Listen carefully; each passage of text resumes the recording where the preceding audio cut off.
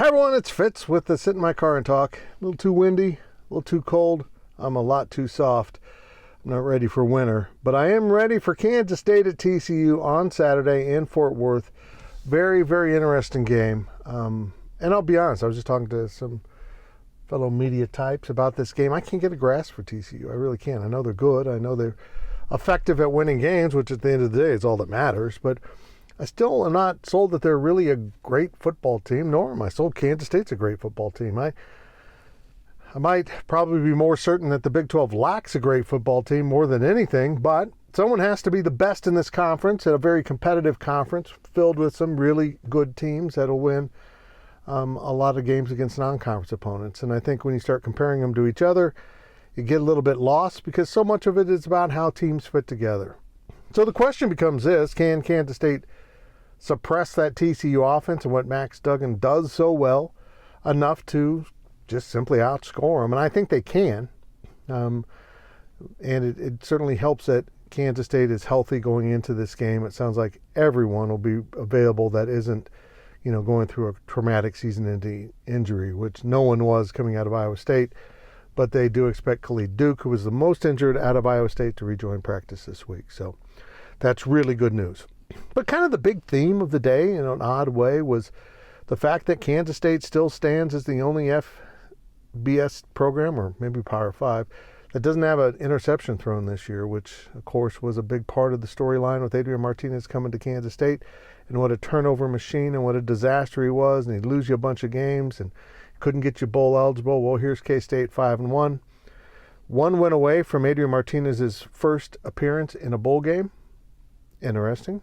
And also, he's still without an interception. Now, there's a couple things that go into that. One, he's done a good job of, making better decisions in the pocket when to throw the ball. And I think, as we've noted, K-State has been incredibly careful with how they use him in the passing game and don't put him into situations where he feels like he has to take gigantic chances and roll the dice. Because so much of what I saw from his Nebraska turnovers was a guy trying to make a play, often trying to do so with very little protection on the run. And I think it's all pretty clear now that Nebraska's problems weren't Adrian Martinez. They would have been a lot worse without Adrian Martinez. He made them good enough to be competitive, but he couldn't do it alone. And I think everyone's now recognizing that he has more talent around him at Kansas State. If you're a Nebraska fan, that might be hard to kind of come to grip with, that the program slipped that far, but I think it's pretty clear in results that, Kansas State has just got more all-around talent, particularly on the defensive side of the ball, to help out the offense. But they might lack at receiver a little bit, but Deuce Vaughn is someone that has made life immensely easier for Adrian Martinez, taken pressure off his need to throw the ball, and really turned this offense more into a running game, which really does set him up nicely for success. Now, he's going to turn the ball over. It's going to happen.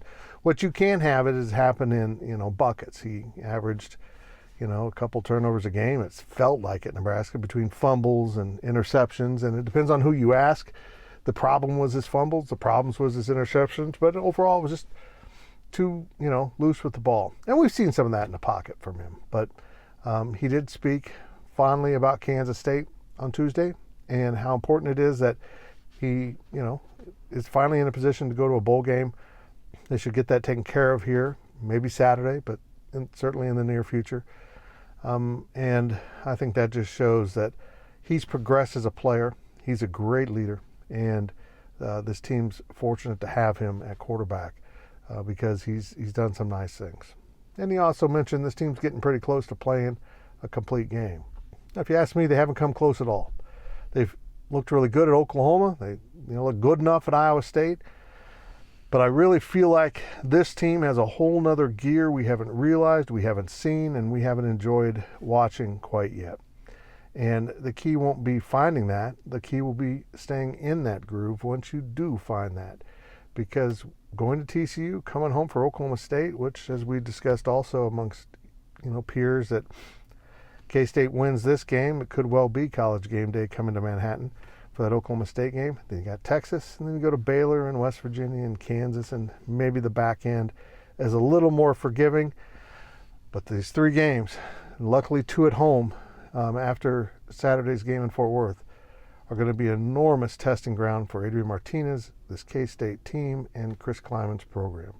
Win 2 out of 3, your chances of getting in the Big 12 championship game are way high. Win all 3, you're almost assuredly outside of a collapse of getting there, and that would be a huge step for the program. Well, we'll see how it pans out. I do feel good about the Cats at TCU, but it's not one of those I'm really convinced they're going to win. I think it's going to be another great, entertaining game, but they better dig in and get a little bit closer to perfect, as Adrian Martinez said, if they want to start winning these games all in a row. That's it for this one. I'll be back after the game with another Walk and Talk. We'll have some daily deliveries this week. Off week's over.